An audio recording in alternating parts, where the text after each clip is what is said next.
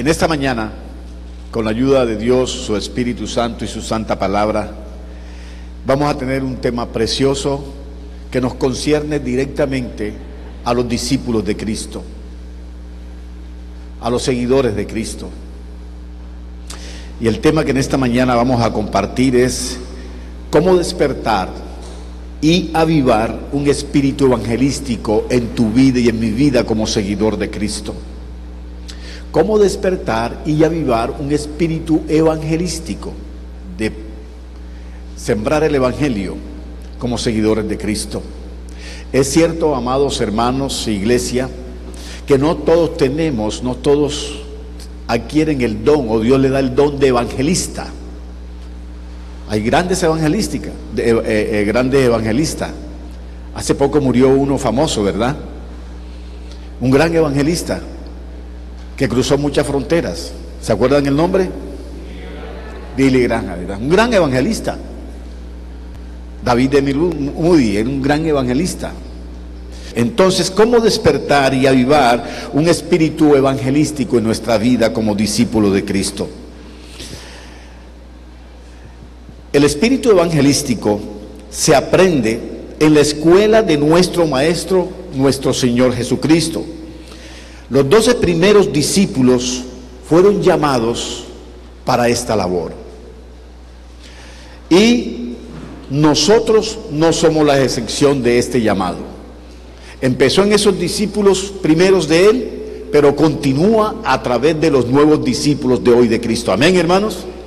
Es una labor para todos.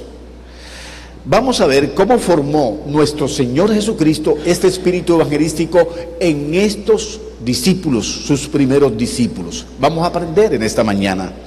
Y para ello, como introducción, vamos a hacer una serie de preguntas, donde en las respuestas bíblicas vamos a ver que es el énfasis, la misión de Cristo y el énfasis de Cristo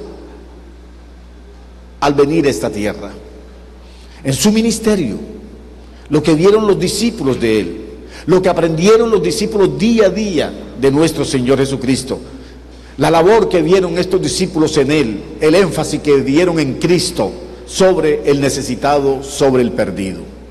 Miremos la primera pregunta. ¿Qué fue lo primero que Jesús les dijo a los primeros hombres que Él invitó a seguir en pos de Él? Oiga la pregunta. ¿Qué fue lo primero que les dijo nuestro Señor Jesucristo a los primeros hombres que Él invitó a ir en pos de Él? Y vamos a ver la primera cita, Mateo 4:19.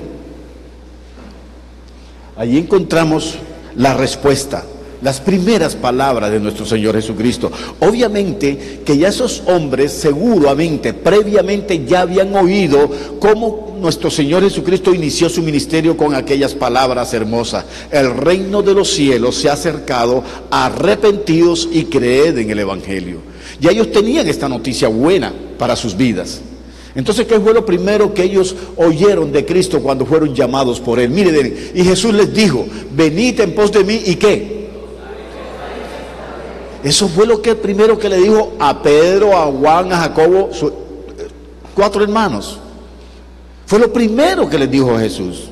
Ellos entendían que venía el Mesías estaba en medio de ellos, que era la oportunidad de cambiar sus vidas, que era la oportunidad de transformar su vida. Estaban dispuestos a dejarlo todo y lo dejaron todo con el llamado de nuestro Señor Jesucristo. Dejaron las redes inmediatamente y la barca y siguieron a Cristo.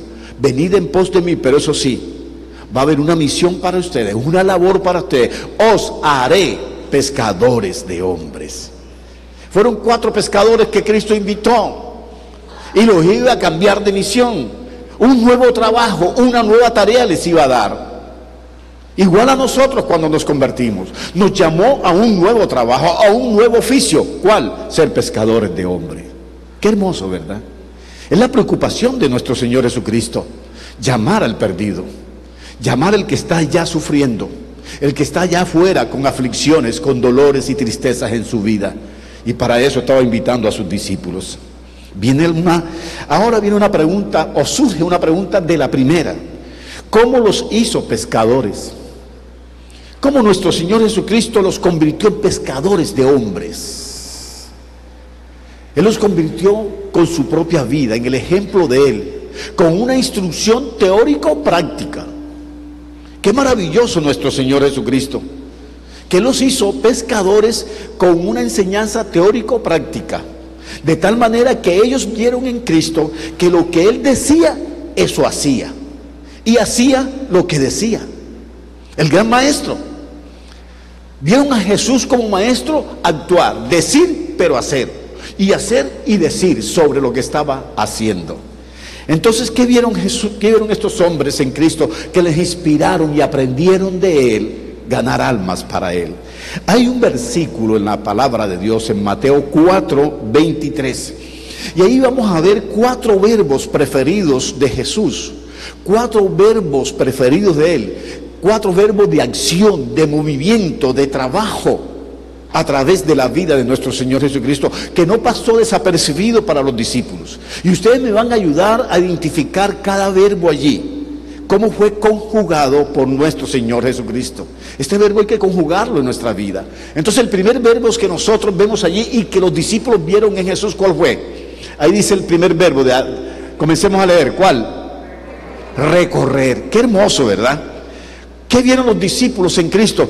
Que Jesús pasaba recorriendo de aldea en aldea, de ciudad en ciudad, del desierto al desierto, del lago al mar, en canoa, en burro, a pie, iba recorriendo todas las regiones.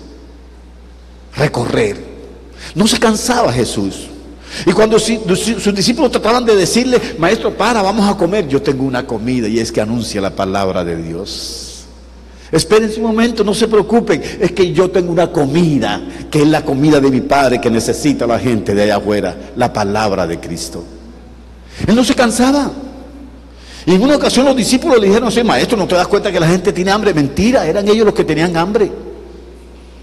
Y querían que Jesús parara un momento. Y Jesús le dijo, bueno, recuéstense ahí que ahora es que vamos a predicar.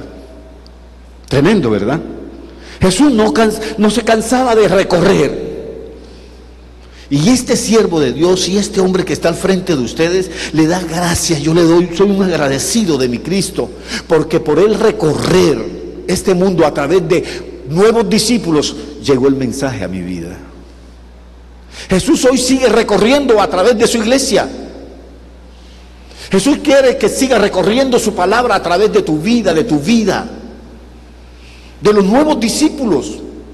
Él les enseñó a los discípulos a recorrer, caminar, andar en medio del polvo, en medio del sol. Jesús no era inagotable, Él no se cansaba, Él tenía un propósito: comunicar la verdad del Evangelio.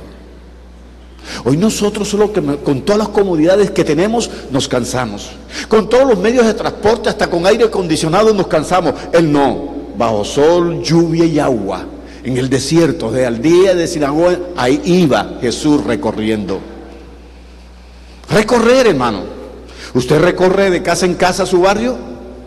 ¿Usted recorre de familia en familia, inconverso? ¿Usted ha visitado a toda su familia de casa en casa, de barrio en barrio, aún de ciudad en ciudad, llevándole el Evangelio de Cristo? ¿Usted se ha convertido en esa persona que recorre donde haya que ir para llevar la verdad de Cristo a las personas afligidas? Recorrer. Segundo verbo. Eso, muy bien. Enseñando. Él no iba a pasear y a comenzar a jugar cartas o a hablar de otras personas. No, él iba a enseñar un mensaje de vida, a enseñar el arte de vivir. Eso he recibido como seguidor de Cristo. Cristo me ha enseñado a vivir. Jesús me ha enseñado a perdonar.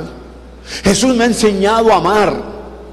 Jesús me ha enseñado el espíritu de reconciliación, de unidad, de amistad, de servicio, de amor.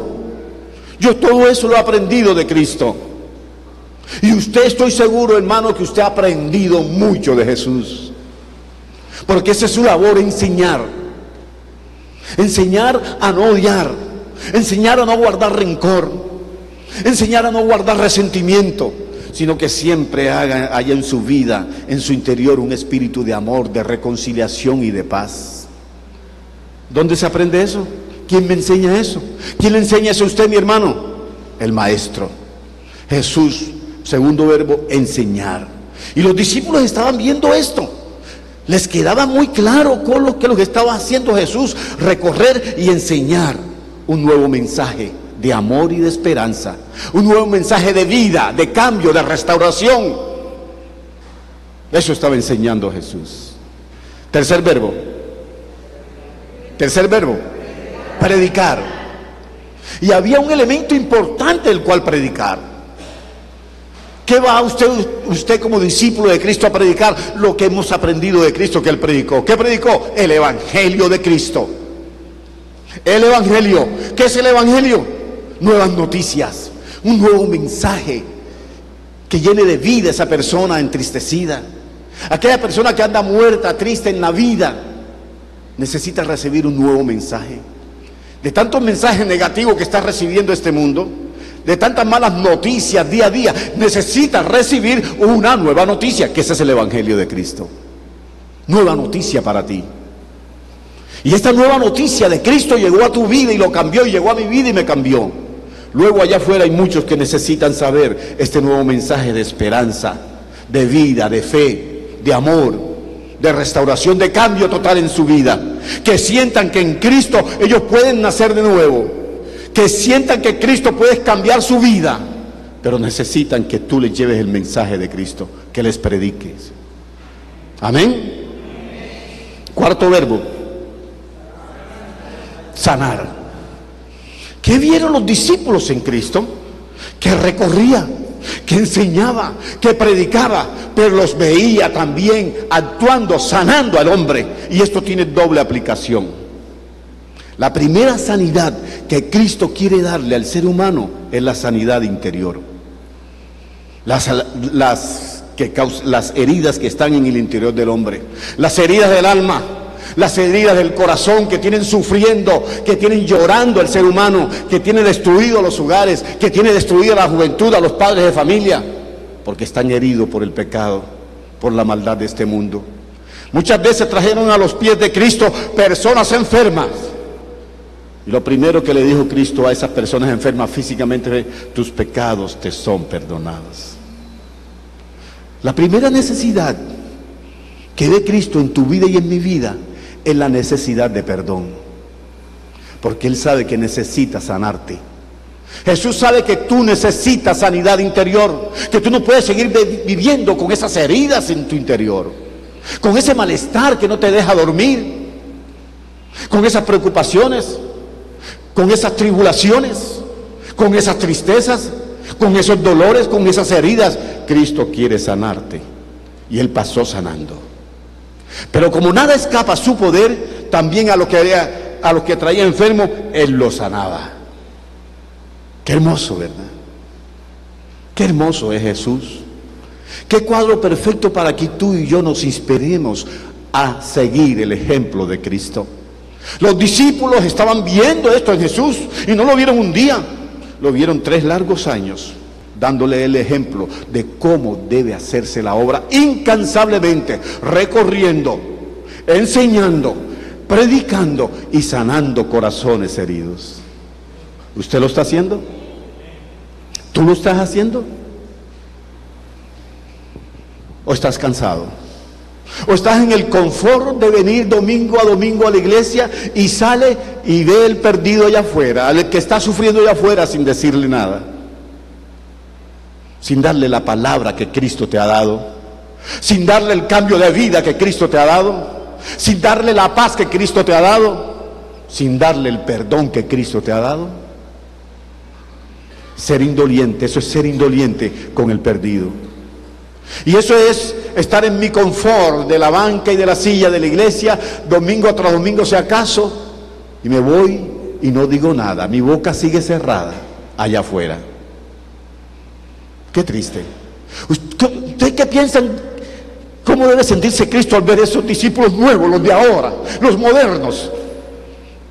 Los que no obstante tener vehículos con aire acondicionado, vehículos particulares, Transcaribe, cómodo, todo cómodo para trasladarse. Y aquellos discípulos con sus sandalias y pies descalzos y polvorientos.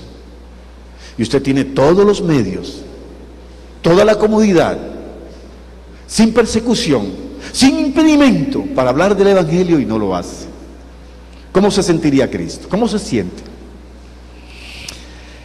Otra pregunta. ¿Cuáles fueron las primeras, oiga bien, estamos viendo primero cuáles fueron lo primero que Jesús les dijo a los primeros discípulos que él llamó a ir en pos de él. Ahora, y vimos cómo los hizo pescadores de hombre.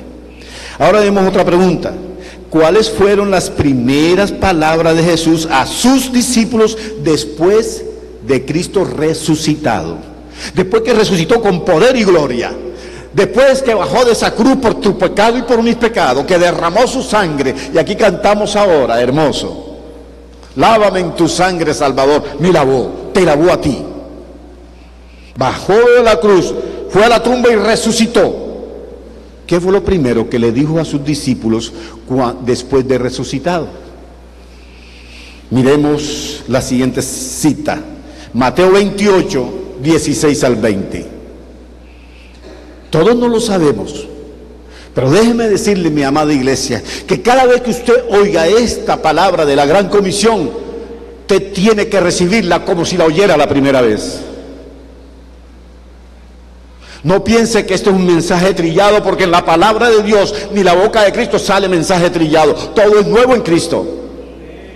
Cada palabra que usted oiga diariamente es nueva, así usted la haya oído antes, pero hoy es como si la oyera por primera vez. Mire bien, pero los 11 discípulos se fueron a Galilea, al monte donde Jesús se lo había ordenado, 17. Y cuando le dieron, le adoraron, pero algunos dudaban, 18.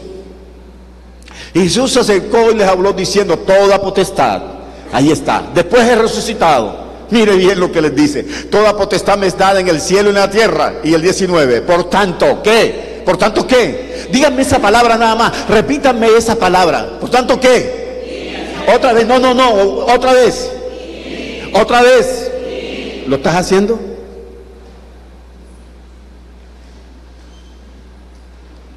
¿Lo estás haciendo? ¿Tú estás obedeciendo esa palabra ahí? Y con esta misión, ir y hacer discípulos a todas las naciones, obviamente bautizándoles en el nombre del Padre, del Hijo y del Espíritu Santo, enseñándole, como lo hizo Él, enseñándole todas las cosas que yo he mandado. Y ahí sí yo estaré con vosotros, ¿qué? ¿Para quién es esa orden? ¿Para quién es esa promesa? De estar con nosotros todos los días hasta el fin del mundo, ¿para quién es? Eso no es para todo el mundo. Muchos dicen, para todo, para la iglesia. No, para el que hace la obra, para el que va a evangelizar, para el que va a ser discípulo. Ahí Jesús lo va a acompañar, está contigo todo el día hasta el fin del mundo, pero tienes que hacer la obra para que eso se haga. Sabroso tomamos el versículo, Jesús está con nosotros. Sí, Él está con nosotros, lo ha prometido en otras partes, pero aquí en particular, en este caso, es para aquel que va a ser discípulo a todas las naciones y le hablas de Él, le hablas su palabra, le hablas la verdad de Él, le transmites el amor de Él, y ahí el Espíritu Santo te va a acompañar para hacerlo. Amados hermanos, eso fue lo primero que dijo Jesús después de resucitado. Ahora viene otra pregunta. ¿Cuáles fueron las últimas palabras de Jesús antes de su ascensión, antes de irse a los cielos, frente a sus discípulos, que quedaron así todos mirando hacia arriba? Y después vino la promesa de su segunda venida, pero antes de él ir, ese momento antes de irse al cielo, ¿qué fue lo que le dijo? ¿Cuáles fueron las últimas palabras de Cristo? Hechos 1:8. Hechos 1:8. Ahora vamos a ver las últimas palabras. Tú y yo no podemos con nuestras capacidades y fuerzas hacer esta labor. Pero aquí viene una promesa maravillosa, las últimas palabras de Cristo. Oiga, pero recibiréis poder cuando haya venido sobre vosotros, ¿qué? Nada más ni nada menos que el Espíritu Santo, hermano. El Espíritu Santo te va a dar el poder para que tú hagas la labor. Va a venir el Espíritu Santo a tu vida. ¿Para qué? ¿Para qué viene allí? ¿Para qué, hermano? Para ser testigos. Viene el Espíritu Santo a tu vida para que seas testigo donde el Espíritu te mande. A tu vecino, a tu familia, a tu barrio, a tu trabajo, a tu universidad, Donde vayas tienes que ser testigo de Cristo. Y para eso Dios te rescató, te redimió, te compró, te salvó, te perdonó, te hizo nueva criatura y te da el Espíritu y la palabra para que vayas a hacer esa labor. Sigue la pregunta, ¿lo estás haciendo?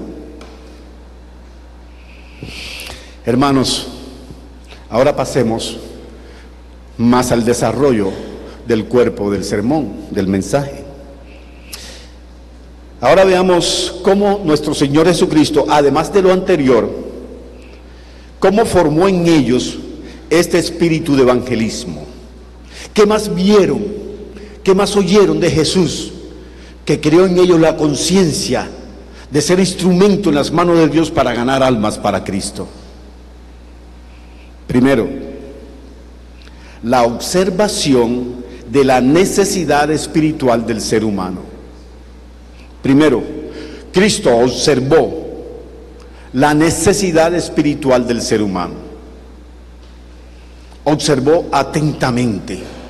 La observación de Cristo sobre el hombre, sobre la humanidad, sobre el género humano. Ahí estaba la mirada de Cristo. Nada pasaba desapercibido ante los ojos de Cristo. Jesús todo lo veía. Nada escapaba a su vista. Donde él iba caminando, él iba observando. Donde había un necesitado, donde había una multitud hambrienta, donde había un hombre y una mujer necesitada de él. La observación de Jesús. Y yo estoy seguro que en un momento de tu vida, mi hermano, Jesús, oiga bien, en un momento de tu vida, Jesús posó sus ojos en ti. Te miró, te observó y vio que tú estabas necesitando de Él. Y en esta mañana, a un amigo o una amiga que no tiene esta experiencia de la salvación, te ha traído aquí porque primero te observó y te trajo hoy aquí. Hoy Cristo te mira, te está observando y a mí también. Entonces vamos a la primera cita. Y en esta cita que vamos es la base de todos los puntos siguientes. Mateo 9, 36 al 38. Este es el texto base, el pasaje base de los puntos subsiguientes. Mateo 9, del 36 al 38. Ya desarrollamos el 35, de los 4 verbos preferidos de Jesús. ¿Qué es lo primero que miramos ahí? ¿Qué hizo Jesús? Al ver la observación de Jesús. Qué hermoso, ¿verdad? Observar. Los discípulos también fueron, hermanos y amigos, invitados por Cristo a observar la miseria espiritual de la gente. Jesús iba caminando, pero él no iba caminando despistado, ignorando la necesidad del ser humano. Él iba caminando, pero donde iba caminando, iba poniendo sus ojos en el hombre y la mujer necesitada de él. Y esto los discípulos estaban viendo, no pasó desapercibido de él. Jesús observando. Miremos Juan 4:35. Cómo también nos invitó a los discípulos y nos invita a nosotros a imitarlo, a observar. Fíjese, mi hermano, algo maravilloso ha sucedido esta mañana a través del Espíritu Santo con el tema de hoy. Nadie sabía del tema de los aquí presentes. Pero cuando llego y oigo el himno de Árbol de Vida, que hay una parte de ese himno de Árbol de Vida que dice, yo quiero que alguien me lo diga. ¿Cómo es? Pero dígalo bien. Ajá, ¿quién se atreve a decirlo?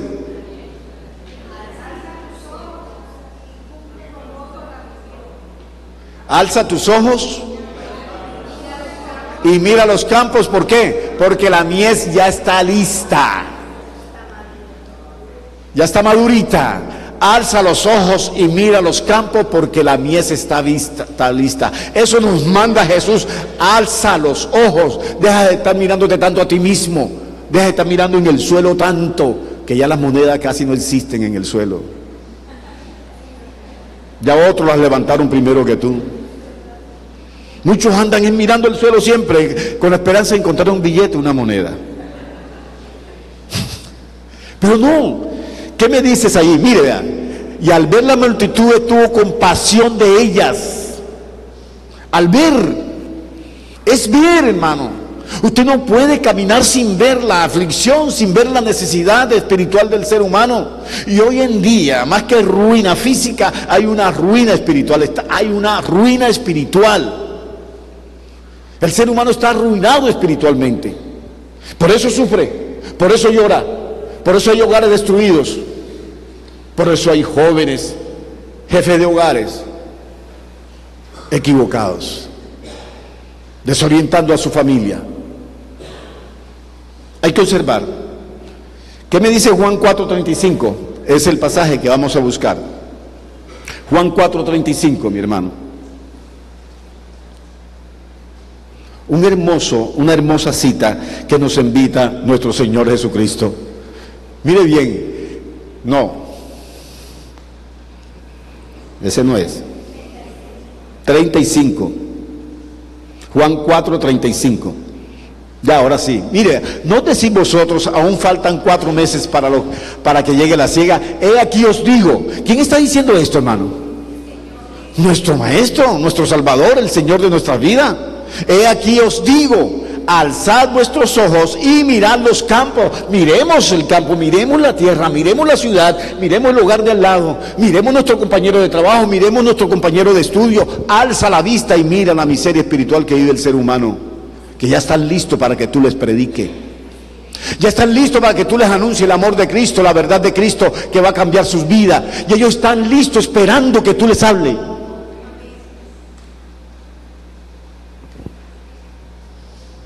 Ya están listos para la siega. Quiere decir, Dios los preparó, Dios los tiene allí esperando que tú corras, les enseñes, les evangelice y los sanes. Recuerde que Jesús nos llamó desde antes de la fundación del mundo para hacer buenas obras, las cuales ya están, ¿qué? Preparadas antes. Estas obras ya están preparadas. Esos hombres, esas mujeres necesitadas, ya están preparadas por Cristo para que tú les hables. Alza los ojos. Sigue el ejemplo de nuestro Señor Jesucristo. Levanta la mirada y observa cómo el mundo se está perdiendo y necesitan del mensaje que tú tienes. Hermanos, más que miseria física hay miseria espiritual. Y esta miseria, oigan bien hermanos, esta miseria espiritual no la ven. Hay un grupo que no la ven. Los políticos no la ven, ni en campaña la ven. Pueden hablar y prometer de todo, pero esta miseria espiritual no la ven ellos. El gobierno no la ve. Instituciones, organizaciones, ONG no la ven. Fundaciones no la ven. Hay un solo grupo de personas que sí ven esta miseria espiritual. ¿Cuál sería ese grupo? Los hijos de Dios. Los hijos de Dios son los únicos que estamos llamados, hermano, y en condiciones de ver la miseria espiritual de los demás. Mientras una persona no tenga un encuentro con Cristo, no tenga una relación con Cristo, no tenga una comunión con Cristo, no tenga la experiencia de su salvación, del perdón de sus pecados, no haya nacido de nuevo, no puede ver la miseria de otro. Pero como usted fue perdonado, como usted fue limpiado por la sangre de Cristo y conoce lo que era usted, la miseria que usted tenía, y ahora usted se ve limpio, transformado. ¿Qué dice Juan 1:7? La sangre de Jesucristo, su Hijo, me limpia de todo pecado. Ya usted está limpiecito. Ya usted ve a otro y lo ve con la miseria espiritual. Así estaba yo. Usted debe decir, así yo era antes. Yo tenía esa miseria, pero Cristo me limpió. Ahora usted tiene que llevarle esa limpieza de Cristo a esa persona.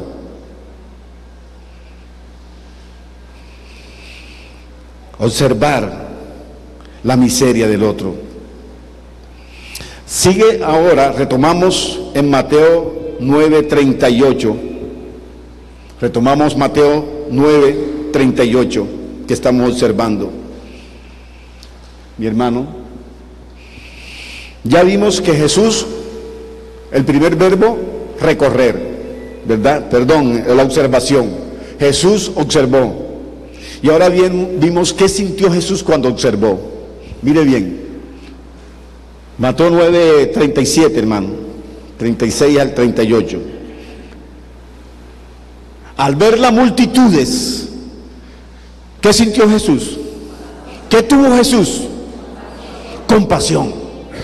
Mi hermano, usted no va a mirar para criticar al perdido. Usted no va a mirar al que está sufriendo en pecado para comentar de su falta y de su pecado. Para decir como vecino, esa casa sí pelea, esa casa sí discuten. En esa casa eso es una algarabía, eso hay pelea todos los días, papá, mamá, viene borracho, viene, etcétera. ¿Usted se está compadeciendo de ese hogar? ¿O lo está observando simplemente para decir dentro de sus cuatro paredes, yo ni salgo para no mirar para allá? Yo mejor tapo mis oídos para no oír lo que esa gente, cómo vive, cómo pelea, la vulgaridad es ahí al lado. Si usted está viendo eso, ¿no se ha despertado en usted compasión por esas personas? ¿No les duele ver el estilo de vida, de maldad, alejado de Dios, tristes en ese hogar, que se está destruyendo ese hogar? ¿Eso no le duele a usted? ¿Qué es compasión? Averiguando qué es compasión, encontré lo siguiente. Proviene del término latino compasio, doble S, compasio, que significa acompañar en el dolor. Palabra compuesta en dos. Con significa compartir y pasión significa sentimiento. Tu sentimiento debe moverse, mi hermano. Discípulo de Cristo, tu sentimiento debe moverse en tu interior. Tu corazón tiene que palpitar. Tu mente tiene que comenzar a generar la idea de cómo llevarle el evangelio a ese vecino, a esa persona que tú estás viendo triste, atribulado, llorando, amargado. Compasión, sentimiento puro allí. Y ese es el que tuvo Cristo. Es la mente y el corazón que siente aprecio por el necesitado y desea verlo liberado. Es tu mente y el corazón en conjunto allí con tu fe en Cristo, que ve a esa persona esclavizado del mal, del vicio, de la soberbia, del orgullo, de la vulgaridad. Y tú quieres verle liberado, así como Cristo te liberó a ti. Así como Cristo me liberó. Yo también tengo un profundo deseo, debe haber un profundo deseo en mi interior de ver esa familia, de ver ese hombre, de ver esa joven, ese joven liberado de la esclavitud del pecado. ¿Lo estás haciendo? Y a mí, mi hermano, ¿lo estás haciendo? ¿Tienes compasión? ¿Te duele que vaya al infierno esa persona? A ti como familia debe asustarte que un familiar tuyo vaya al infierno, que esté en el camino del infierno, que esté en el camino del pecado, de la maldad, del vicio, y tú sabes cuál es el lugar que va al infierno. ¿A ti no te duele eso? ¿Cómo vas a ver tú un hermano que está perdido en el vicio, en la droga, en cualquier vicio, cualquier mal hábito de su vida, que lo tiene lejos de Dios y sabe que si se va así, va al infierno? ¿A ti no te duele esa alma que va al infierno? Tu familia, tu prójimo. Compasión, mi hermano. Jesús tuvo compasión al ver la multitud. Y mire que en la multitud, esto tiene doble aplicación, esta palabra multitud. Jesús tenía la capacidad maravillosa, única en él, de que en medio de la multitud, él podía distinguir la necesidad de una persona en particular. Eso lo tenía Jesús nada más. Nosotros miramos la multitud y no tenemos la capacidad que en medio de la multitud miremos la necesidad espiritual de una persona. Pero Jesús sí la tenía. Y cuando él prestaba atención a una persona para ayudarle en su necesidad personal, no descuidaba tampoco la multitud. Esta doble cualidad la tenía Jesús. Y así se lo demostró a sus discípulos. Una vez iba caminando con la multitud Jesús, y nadie le había dicho nada a él, que allá en un árbol estaba un hombre, Zaqueo, esperando que pasara por él para verlo. Pero Jesús iba con la multitud y llegó a ese lugar. Zaqueo, desciende, que es necesario que pase a tu casa. Identificó en la multitud como un hombre estaba con gran necesidad espiritual en un árbol esperando verle. Pero Jesús, en medio de la multitud, entendió que había un jefe de casa con problemas en su casa. Porque si el problema hubiera sido de él nada más, desciende, tu pecado te son perdonados, pare de contar. Desciende a prisa, porque es necesario que pose yo hoy en tu casa. Tu problema está en tu casa. Tú tienes dificultad con tu familia, con tu hogar, y por eso yo voy a tu casa. En medio de la multitud, Jesús detecta el mal de una persona, el sufrimiento de una persona, el pecado de una persona, la necesidad espiritual de una persona. Jesús en medio de la multitud lo detecta y tiene compasión de ella. Una vez iba caminando Jesús con multitud como siempre, y había un hombre allá, serio, aislado, ermitaño, ladrón. Iba con la multitud, nadie se había percatado de ese hombre. Pero Jesús en la multitud miró y le dijo: Mateo, sígueme. ¿Cómo les parece, hermano? Estaba sentado en el banco de los tributos públicos, y Mateo dice, dejándolo todo, le siguió. Era un hombre estudioso, era un cobrador de impuestos, tenía conocimiento de Jesús. Y en medio de la multitud Jesús lo identificó: Mateo, tú estás necesitando de mí, tú tienes graves problemas personales en tu vida, sígueme. Y dejándolo todo, le siguió. Jesús vio en Mateo lo que la multitud no vio en Mateo: un hombre solo, un hombre triste, en aflicción. Pero Jesús le dijo: Mateo, sígueme. Déjenme decirle que hoy está frente a ustedes un Mateo. Hoy está frente a ustedes un Mateo. Que yo estaba en la multitud, mis hermanos, en la multitud estaba perdido. Pero una vez Jesús me miró y me dijo: sígueme. ¿Cuántos Mateo hay aquí? Amén. ¿Cuántos Mateo hay aquí, hermanos? Usted debe ser un Mateo. Si Cristo te encontró en el camino de la vida, en medio de la multitud, te llamó para cambiar tu vida. Yo soy un Mateo. Yo le doy gracias a Dios, porque como Mateo me llamó para darme su luz, su amor y su perdón. Y Mateo le siguió. Y tú estás aquí. Si no eres Mateo, conviértete en Mateo y siga a Jesús. Compasión en medio de la multitud. La compasión de Jesús lo vieron los discípulos. Una vez iba con la multitud también Jesús, y salía una mujer llorando, viuda, porque su hijo joven estaba en un féretro. Y dice la palabra de Dios que Jesús tuvo compasión por esa mujer. ¿Y qué le dijo? Una palabra que nosotros los humanos decimos, pero sin el poder consolador de Jesús. Jesús se detuvo. Iba con la multitud, iba saliendo y se detuvo. Mujer, no llores más. Mujer, no llores más. Decirle a una mujer viuda, pobre, con su único hijo que iba a ser enterrado, decirle: no llores más en esa situación difícil. ¿Cuántas situaciones difíciles hay aquí presentes? Yo estoy seguro que aquí muchos tenemos situaciones difíciles. Familiares, personales, laborales. Tenemos situaciones difíciles. Pero Jesús le dijo: en ese momento tan difícil, crisis total, todo era negro para esta mujer. Mujer, no llores más. Puso la mano en el féretro, recobró vida el joven y se lo dio a su madre. Cuando aparece Jesús en tu vida, Él cambia tu vida. Él llena de vida tu vida. Y eso pasó con Jesús. Donde había un muerto y llegaba Jesús, vivía. ¿Ustedes no se dan cuenta? ¿No se han dado cuenta? Donde iba Jesús y había un cadáver, un muerto, ahí enseguida vivía. Pasó donde Lázaro estaba muerto, vivió. Fue a la casa de Jairo, estaba la hija muerta, la revivió. Ahora este joven pasó por ahí, la revivió. Jesús es vida.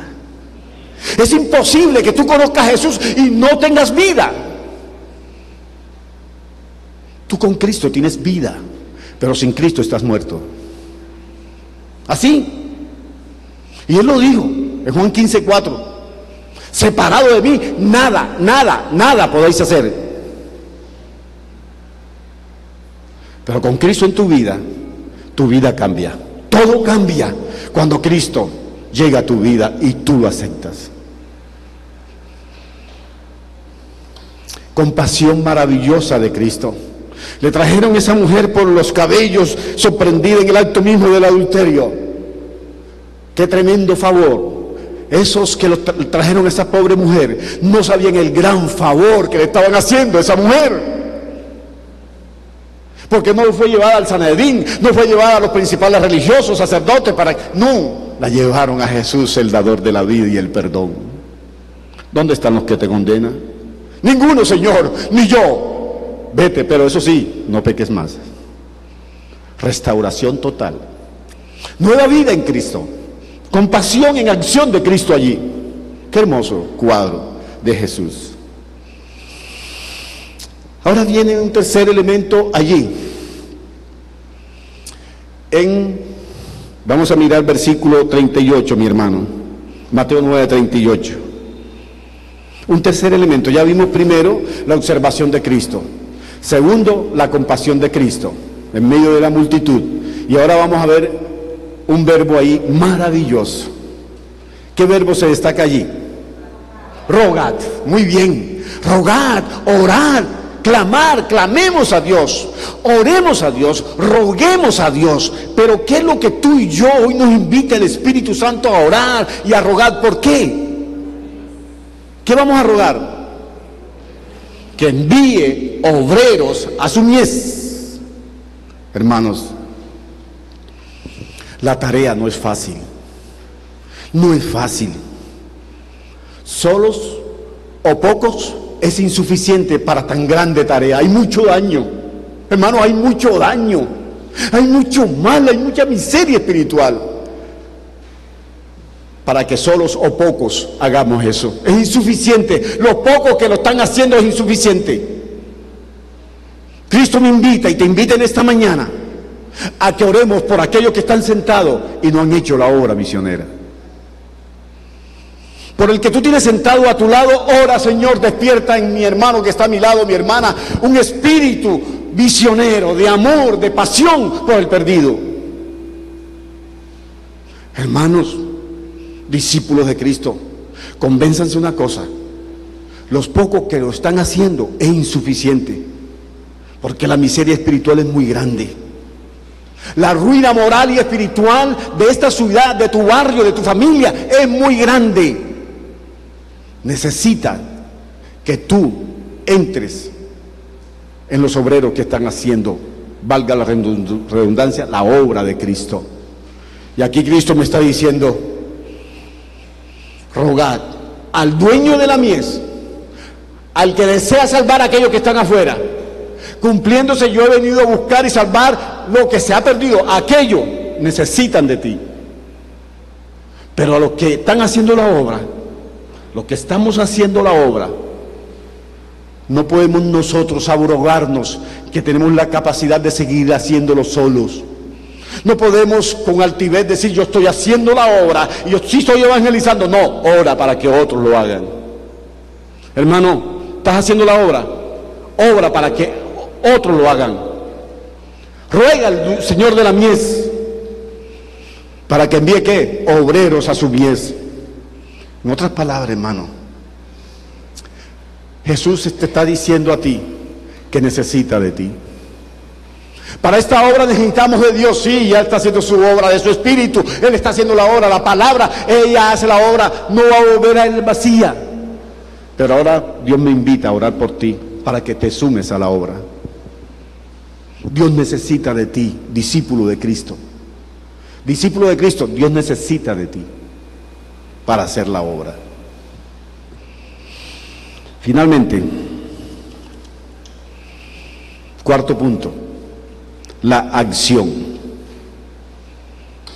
Ya hemos visto la observación. Ya hemos visto después de la observación la compasión. Después oramos. Pero nos vamos a quedar con la teoría nada más. Nos vamos a quedar con este precioso estudio y palabra que el Espíritu nos ha traído esta mañana. Te vas a deleitar, qué buena palabra hoy recibimos. La palabra siempre es buena.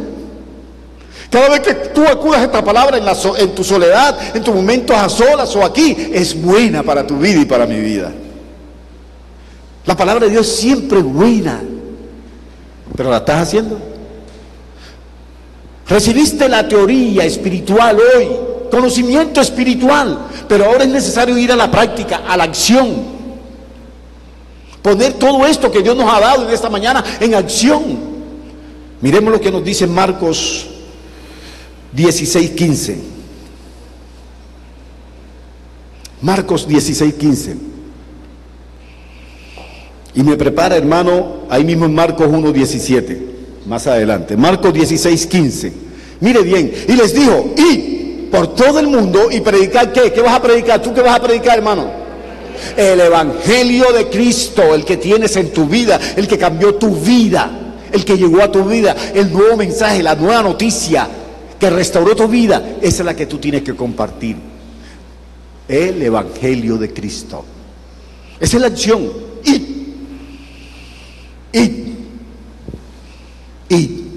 ¿Tú estás yendo? ¿Tú estás obedeciendo? Hermanos, nuestro Señor Jesucristo, nuestro Salvador, nos llama a un nuevo trabajo. A un nuevo trabajo que está en el pendón. Marcos 1:17. ¿Cuál es el nuevo trabajo que te llama hoy? El que le dijo a los primeros discípulos que llamó ir en pos de él. Y les dijo, Jesús, venid en pos de mí y yo os haré que seáis pescadores de hombres. Él no mandó a los discípulos sino hasta que estuvieron listos. Pero yo estoy seguro que tú estás listos. Y sobre todo por la siguiente cita que nos va a traer Cristo. Tú estás listo para hacerlo. Que no quieres hacerlo es otra cosa. Que no quieres obedecerlo es otra cosa. Que quieres ser rebelde es otra cosa. Que eres indolente ante la perdición del pecador es otra cosa. Pero déjame decirte que tú como hijo de Dios ya estás listo para anunciar las buenas nuevas. Miremos la última cita. Marcos 5:19. Y esta cita tiene doble aplicación. Una, para los discípulos de Cristo. Para los que ya por su amor tenemos la experiencia de un encuentro con Él, del perdón de nuestros pecados, de la salvación, de la vida eterna, de tener esta experiencia de ser hijos de Dios. Pero para los otros que no la tienen, también es este versículo. Oiga, el anterior versículo, el 18, hermanos, disculpe, para que ustedes vean de dónde viene. Miren lo que hizo Cristo, la transformación que hizo Cristo en un atormentado, en un endemoniado, en un pecador, en un hombre lejos de Dios. El 18, hermano. Ahí mismo, Marcos 5:18. Jesús, al entrar en la barca, el que había estado endemoniado le rogaba que le dejase estar con él, seguirlo. Pero Jesús, ¿qué le respondió? 19. Mas Jesús no se lo permitió, sino que le dijo, vete a tu casa, a los tuyos, y cuéntales cuán grandes cosas el Señor ha hecho contigo, y cómo ha tenido misericordia de ti. Yo te pregunto, hermano, ¿usted puede dar fe? ¿Usted puede ser testigo de grandes cosas que Cristo ha hecho en tu vida? ¿Quién puede decir, Cristo ha hecho grandes cosas en mi vida? ¿Quién puede decir con un amén, Cristo ha hecho grandes cosas en mi vida? Amén. Si no lo ha hecho, tú en esta mañana puedes entregar tu vida a Cristo para que comience Cristo de ahora en adelante a hacer grandes cosas en tu vida. Si tú no puedes decir un amén contundente, Cristo ha hecho grandes cosas en mi vida, Señor, yo hoy vengo a ti a renovar mi fe.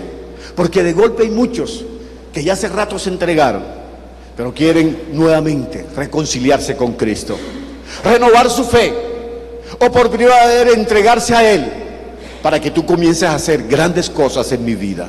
Señor, yo hoy renuevo mi fe.